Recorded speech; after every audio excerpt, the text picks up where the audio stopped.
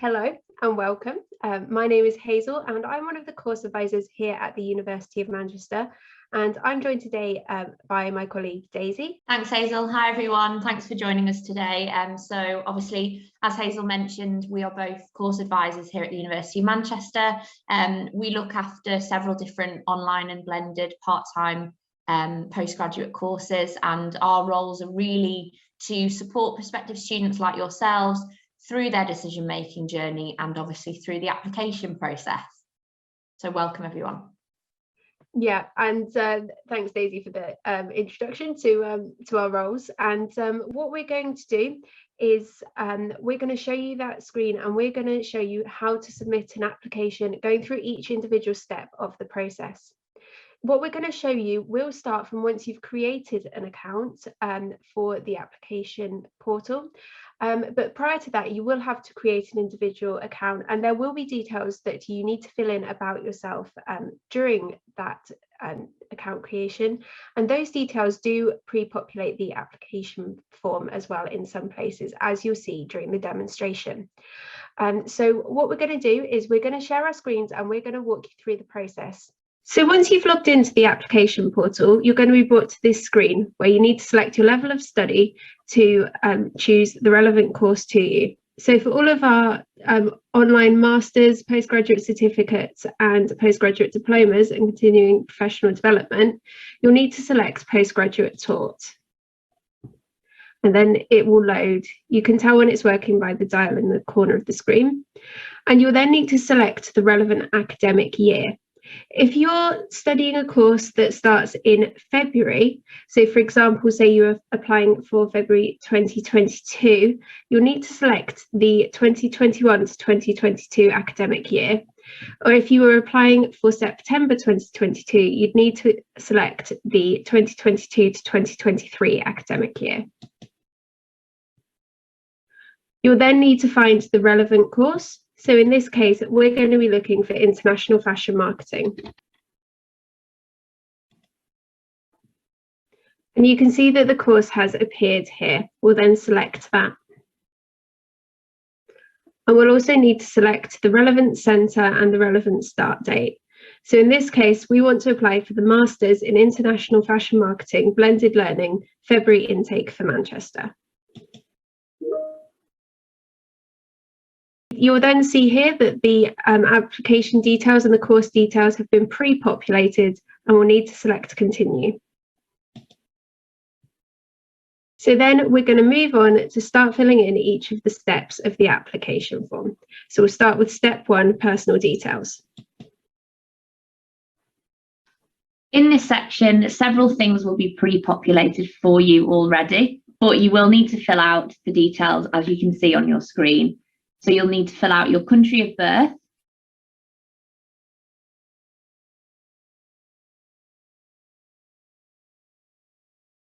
along with your gender,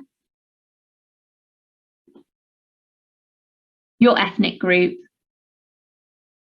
and you need to state whether or not you have a disability.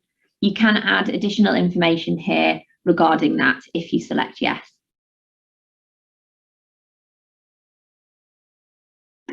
Now you've completed step 1, we can move on to step 2, which is your contact and address details.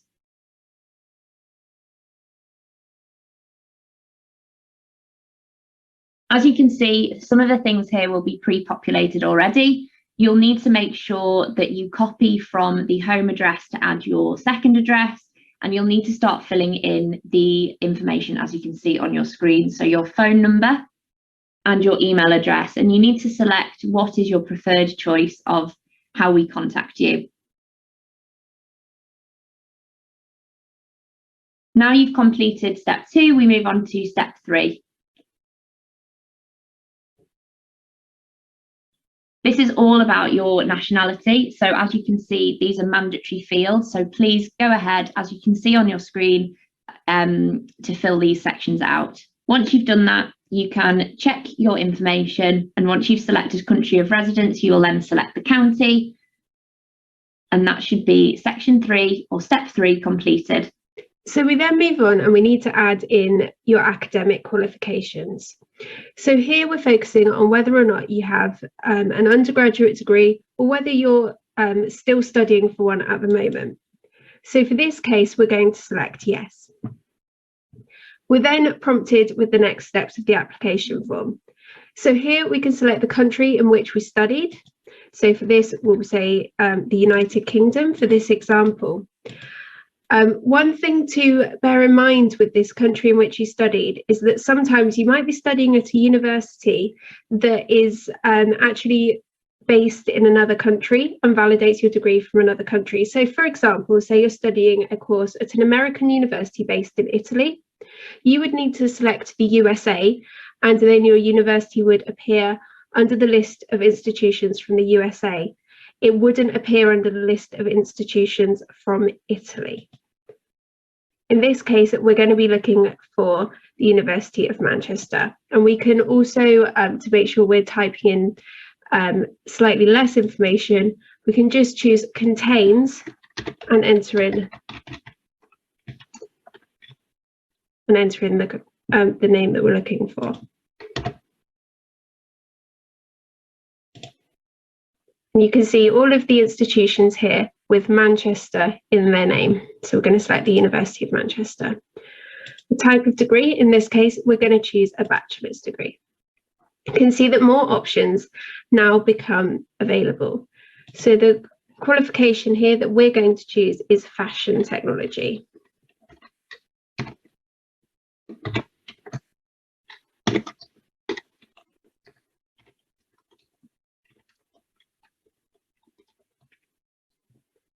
We then need to choose the date that we started the course.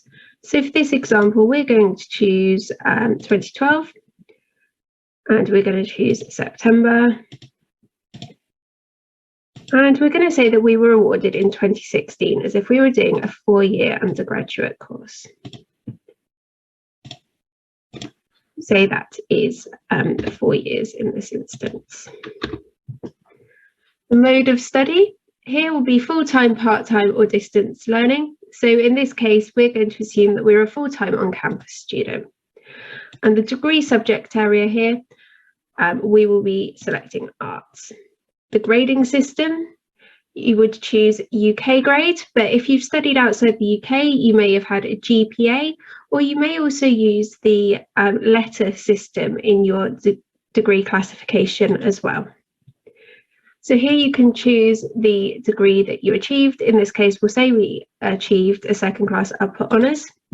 And you can also add in any additional information that you have about your study. So for example, you could include something to say that you were a student representative. You would then click check my information to save that. We then move on to English language. So if you don't speak English as a first language, then you will be asked to prove your English language ability. So in the English language requirement section, because we've selected that we have a degree from a majority English speaking country, we would select this as our option. But if you've studied something like an IELTS, you perhaps have an English GCSE or another type of English test, you would be able to select this option, or there might be another option that's most relevant to you. So for this case, we're going to choose I have a degree from a majority English speaking country. And here you can see the data is pre-populated from when we entered our academic qualifications. We then click check my information to make sure that that's saved. So in some cases, and particularly with our online and blended learning courses, we do take into consideration work experience. So here we would want to include whether we have any relevant work experience. So we might say, for example, here, yes, we do. So here you might have been working perhaps in at the University of Manchester, and you can see here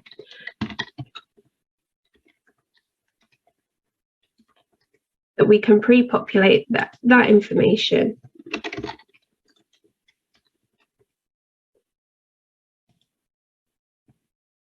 And then we would select the most relevant job function to make sure that we are supporting and helping our admissions team when they are reviewing the application. And then you would choose the date that you started the position. So in this instance, we're going to say that we started this job straight after graduating. But if you have more than one relevant piece of employment that you want to highlight to us, then you can use the add option to add more employment history.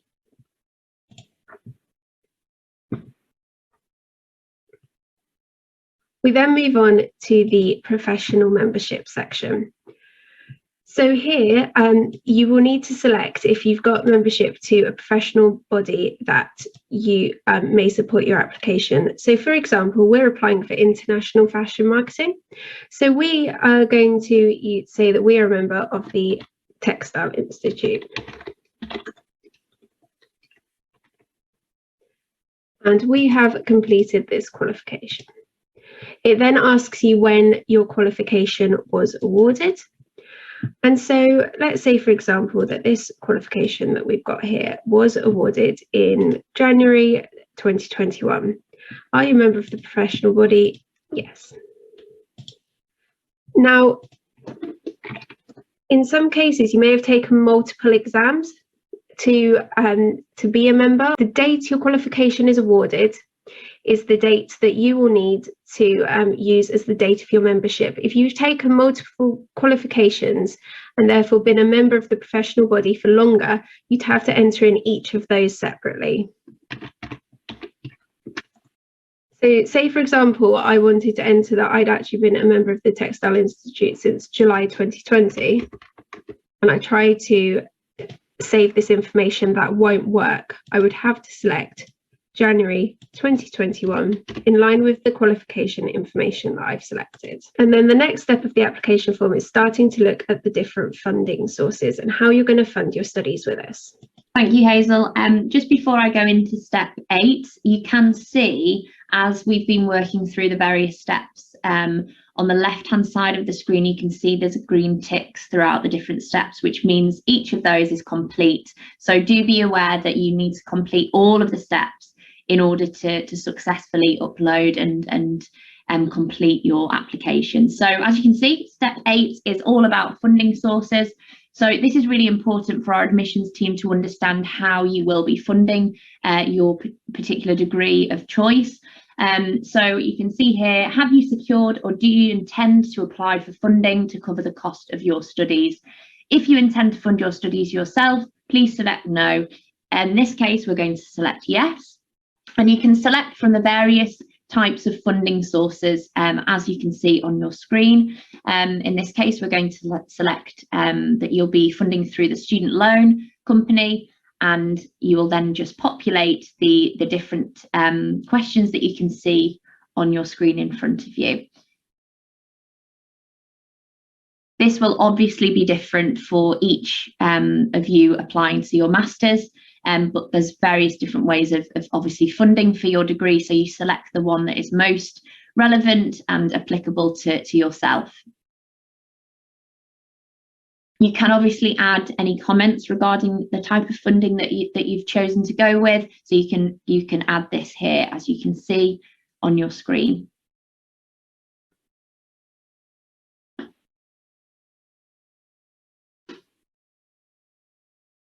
Then we click add, and you can add another way of funding your degree of choice. And as I said, this is a really insightful way for our admissions team to understand how you will be funding your chosen masters. Then you click check my information, and that is now saved and completed. Now we move on to step 9, which is where we can go into the references and referee details. So the majority of our online and blended learning courses require a minimum of 2 references. So you need to populate both of these sections. All you need to do here is provide us with the contact details and name of your referee of choice. We require professional or academic. So please kind of understand and know who those referees are going to be before you get to this point. And then we'll do the hard work and reach out to your referees and gain that reference for you. If you are currently working and are employed, I would strongly encourage you to make at least one of those references professional. If you have only recently graduated, then obviously the best choice would be academic. But obviously, if you are working, a professional reference is always desirable. And then once this is completed, we can check the information and then it should be saved and a completed step. Now we move on to step 10, which is your personal statement. Now, for the majority of our online and blended learning degrees, we require a supporting statement. So this is a 500-word maximum piece of writing where you need to write about your motivations for wanting to study your degree of choice.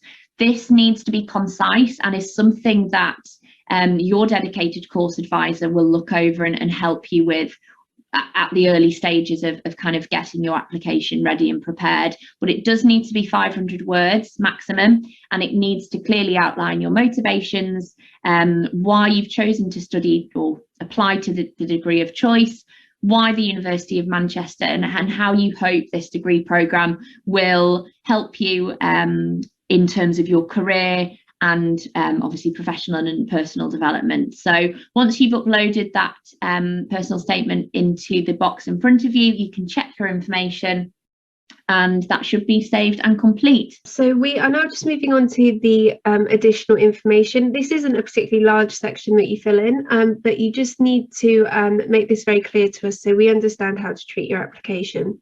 So the first thing is we ask that you let us know how you found out about us. So for a lot of people, that's an internet search. So we're going to select that in this instance.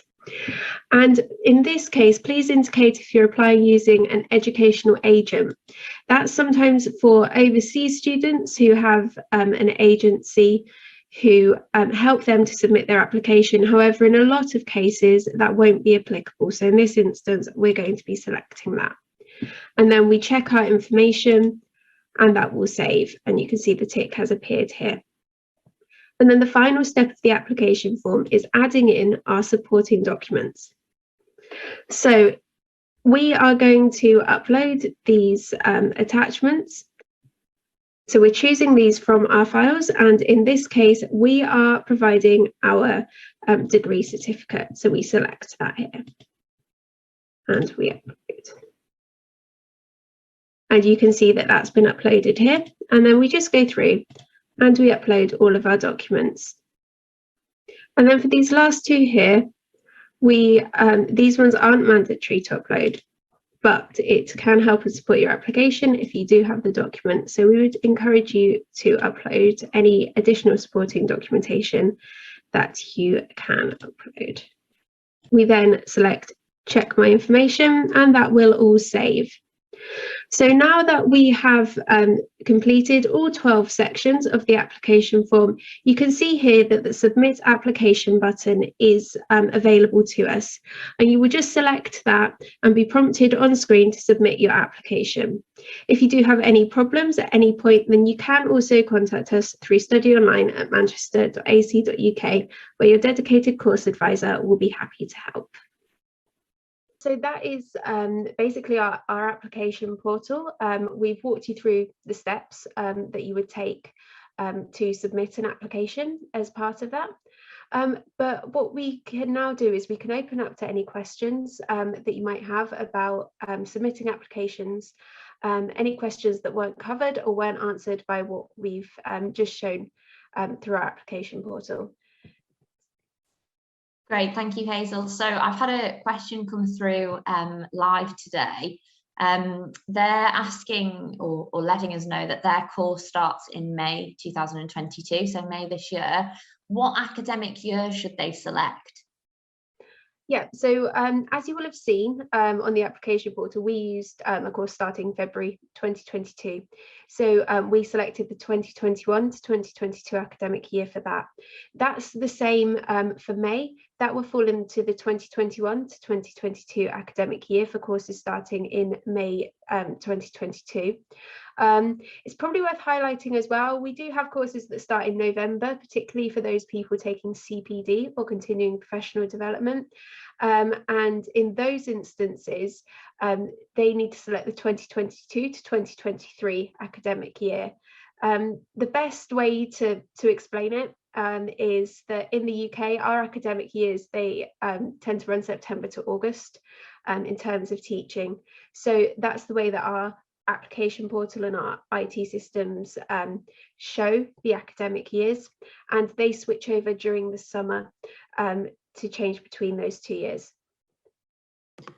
Thank you, Hazel. And one thing to obviously mention, if you are listening and kind of worried that you're not really understanding that kind of process, it is hard when you don't work in academia to understand the different years. It is quite confusing. So if you are unsure, we are here to support you, myself, Hazel, and other colleagues. That's our role. So give us a shout if you are kind of confused, and we can obviously offer clarity around that. Hazel, I have another question for you, if that's okay. Yeah, that's fine. This student studied outside of the UK and they do have an IELTS examination booked, but they're wondering, what do they enter, or how would they enter that on the application form? So when we were walking through the application form, they will have seen on the English language section, there was a number of other options. So if they had an IELTS exam booked, but they'd not yet taken it, there was an option for that. And if you selected that, it would then prompt you to enter in the details of when you're expected to take the exam, what type of exam that is. And if you've already got the results as well, there's an option for that too. And you'd be able to enter in your relevant details, things like your test report form number, the overall score and component grades as well. And that will enable our admissions teams to verify those grades alongside your application. Thanks, Hazel. So that's it on the question front. I did, just before we wrapped up, want to kind of reiterate the importance of the documentation towards the end of the application portal. So it's so important to upload all of the documents at the very end, and that really just helps our admissions team get a full picture of you as an individual and your specific skills and attributes. So obviously, just to remind you, it is a detailed CV. It's that supporting statement which we ran through earlier on today. It's your degree certificates and transcripts, and they must be original copies and translated if necessary. And if applicable, we will need an English language certificate from you that can be uploaded. But obviously, if you've got questions around any of that, in particular, if you would like myself and the rest of the team to review or look over your CV or supporting statement, then by all means share that with us. It allows us to help you and offer guidance, but it also allows us to really get to know you as individuals and kind of support you in the best way possible. So just wanted to reiterate the importance of the supporting documents.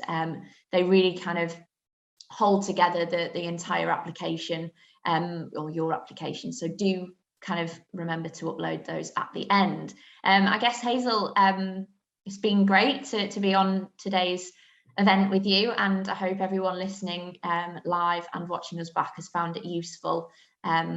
And we will circulate this recording at a later date as well to everyone interested. Yeah, no, that's brilliant. And yeah, thanks, Daisy, and thank you to everyone watching. Really, and that sums up today's webinar. If you do have any more questions that you think about after you've watched this, you can get in touch with us through studyonline@manchester.ac.uk, and either myself or Daisy or the rest of our team as well will be more than happy to help and come back to you answering any questions or queries that you have. So thank you, everyone, and we hope to hear from you soon.